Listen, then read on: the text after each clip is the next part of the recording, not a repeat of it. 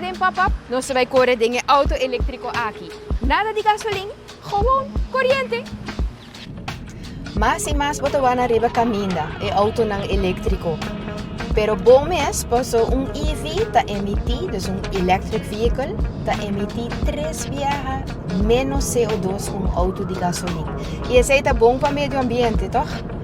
Pero você também que tem meta que na 2030 na Aruba de 5% de ture auto ng meserta elétrico, bang contra experto quata e ventaja ng mas de core EV.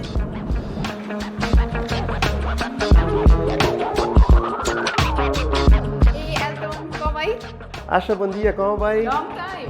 Sim, bom menina Activated Power. Elton, contame yung tiki di ventaja ng licore elétrico. Sim, correto. A ventaja de mais importante de um auto elétrico kota que é um zero emission vehicle. Com outra palavra, não está saca uma não dañino para nos meio ambiente. Ok, pero qual ventaja mais? Sim, lo qual ainda gusta de auto elétrico é ventaja financeiro. O auto tem menos mantenimento. Para correr auto sale mais barata com auto de gasolina, para a corrente está mais barata.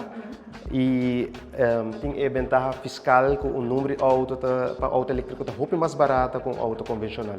Dus eigenlijk toch vale la pena. Seguro que sim, Asha. Right, bom Elton, hopi dankie. Mas danke também, Asha.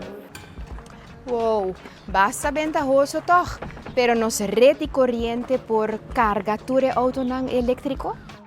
Actualmente tem mais ou menos 5 autos elétricos que correm na Aruba. Se não turba e charge pareu, esse aí não tem nenhum problema. Pero se vini hopi mais auto elétrico acerca, e demanda para corrente lo sube de um shot. De 5% de auto elétrico na 2030, lo está alrededor de 12.000 autos elétricos. E aí na venidero, o web e alma lo me se preparar a rede de corrente para esse. Lo me se produzir e almacenar mais energia e lo me se vini com cabo e transformador na mais pisa. Assim nós traz uma forma de mobilidade mais ecológica e pues riba uma Aruba mais sustentável.